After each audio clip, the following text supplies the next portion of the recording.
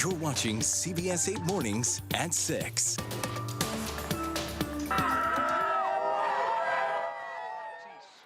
The Padres shutting out the Braves in the first wild card game. We'll have all the highlights and a preview of the big game 2 coming up here. But first, boy, that heat was out there. Record hot start to October.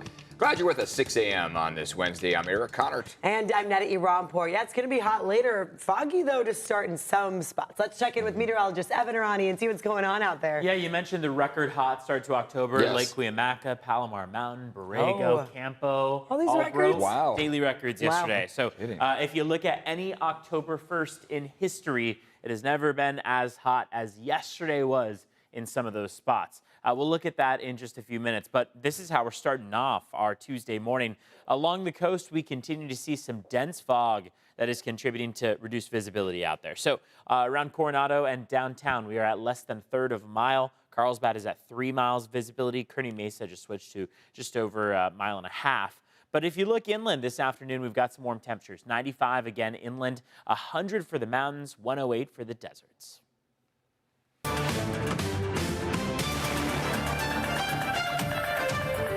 Lose the 2020 election.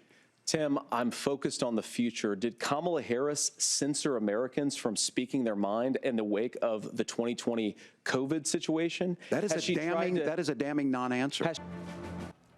Well, for the first and likely last time, the vice presidential candidates, J.D. Vance and Tim Walz, went head-to-head in a debate last night.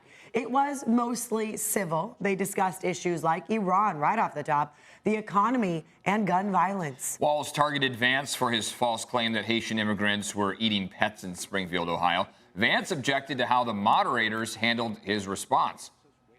But Thank you, Senator. We have so much to get to. Margaret, I think it's important we're because going to turn out of the economy. Thank Margaret, you. the rules were that you guys weren't going to we're- fact check. And since you're fact checking me, I think it's important to say what's actually going on. In a new CBS News poll, 42% of debate watchers said Vance won versus 41% for Walz. However, more said they think Walz is more prepared to be president. We're going to verify claims made by the candidates coming up here in just a few minutes. Grounded out and struck out. And this one, Machado backs up, long throw, strong throw. It's over.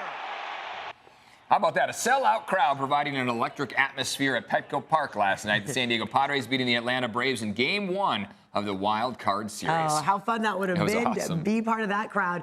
This morning, of course, the team getting ready for Game 2, and so are many fans. CBS 8's Chris Grow live at Petco Park to give us some of the highlights, including Michael King's stunning performance. Wow. Chris, I think a lot of people are watching the debate on one device, Yes. the game on another. Myself included. Yeah.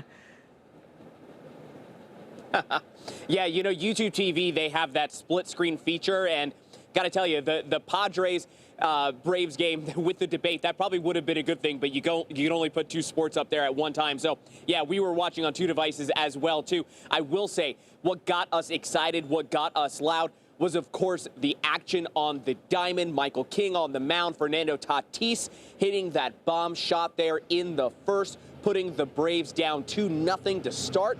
It's something that they said really got the energy going, really got Petco Park going. Man, this crowd is unbelievable. I mentioned earlier, that's what I was waiting for, just the energy that people was going to bring, and San Diego definitely show up.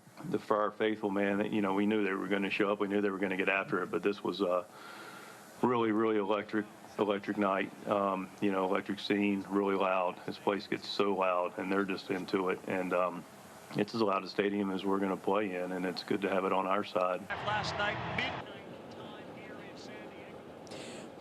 And for, as we said again, Michael King, we cannot say that name enough. Striking out 12 batters in his first postseason appearance as a San Diego Padre. And then, of course, Fernando Tatis Jr.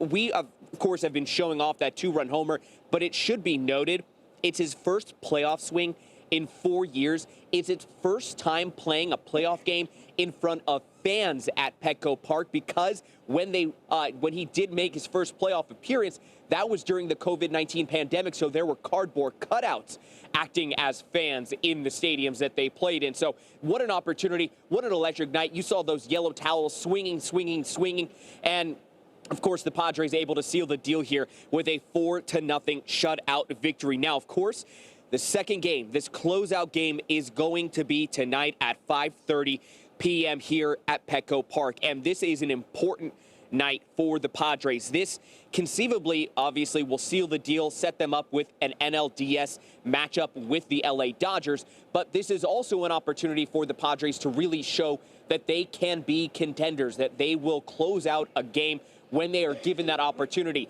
This is an Atlanta Braves team that, while yes, they were able to go ahead and win one of those two games there to go ahead and clinch their seeding for the playoffs, but this is a depleted team. This is not really the same team that we saw last year that won over 100 games.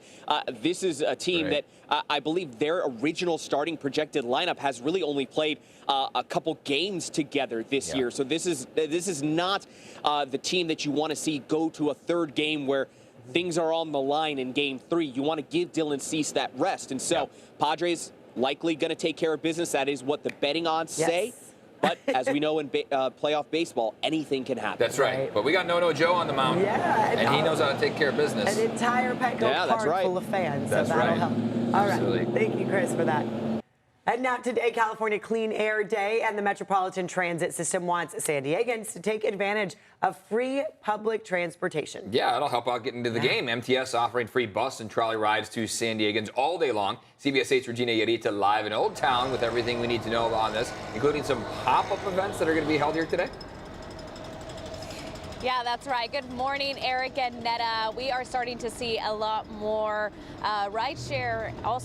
transit riders here at the Old Town Transit Station. This is definitely the hour that many are heading to their work. This is the commute. So this is really a good option if you don't want to deal with the parking madness around San Diego, or if you want to avoid traffic. Today is Clean Air Day as well as the free ride day. So if you actually want to ride on the bus, the MTS bus, or the MTS trolley, you can get a free ride today without using a Pronto card.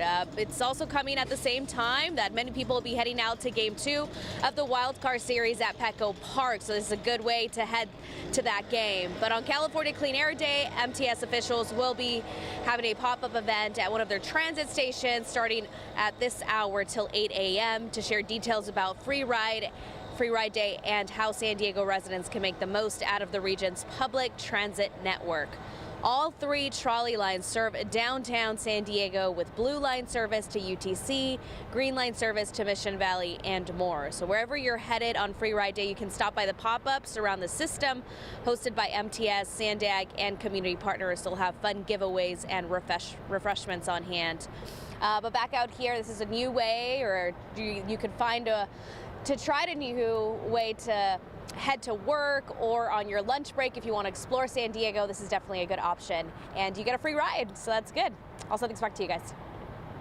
Free is always great, right? Is great. May introduce people to the routes that they may not be aware of. Transportation. Yeah, take so much advantage easier. of it. Honestly, in many cases, it will get you where you need to go faster or quicker, because traffic is something that and safe transportation parking, potentially after the game, right? Environmentally friendly, all the games like Snapdragon, taking the trolley is a great option. So it's at least a great way to get acquainted. Plan your route. Public transportation.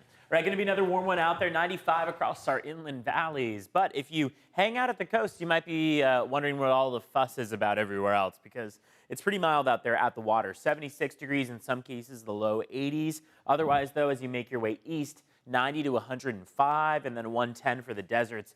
All spots aside from the coastline, east of the coast, under either an excessive heat warning or heat advisory. Walking out the door, we have mostly upper 50s and low 60s right now, 57 in Poway, 59 in Del Mar, and 63 in downtown San Diego. And don't let this graphic here fool you. You'll notice that between now and Friday, our temperatures are expected to slide, but this leaves out a crucial part of the story, which is that going into Saturday and Sunday, those temperatures jump once again. All in all, we are still expecting some pretty hot days ahead. So while this afternoon is easily the standout hottest day of the week, we do see temperatures cooling for Thursday and Friday, a little bit of a reprieve from what we've been seeing out there as we drop back to the upper 70s by Friday. And in most cases, that should be where we spend most of the day. El Cajon, though, going to see that more notable drop as we go from the mid-90s down to the mid-80s. The mountains and deserts will see a drop in temperatures. But like I said, this leaves out the part of the story that involves warmer than normal temperatures for the next 6 to 10 days, which means that longer-term models show a decent probability, an above average probability that we will continue to see warmer than normal conditions out there. It's not a guarantee, and it doesn't go for every spot on the map, but this is a pretty widespread swath of those darker red tones, indicating that we have a very good chance that summer is here to stay, at least for the next 6 to 10 days or so. Let's take a look at what's going on as far as traffic goes. So far, the morning commute has actually been relatively quiet. Volumes light as we take a live look at the southbound 15. This is at the El Cajon Boulevard exit. We'll start to see volume pick up closer to the next half hour or so. We'll be keeping an eye on it as the morning progresses. Let's check in on your border wait times as well. San Ysidro Port of Entry is a 100-minute wait, so about an hour 40. Otay Mesa Port of Entry just a bit faster at about an hour 10 to get across. Back to you.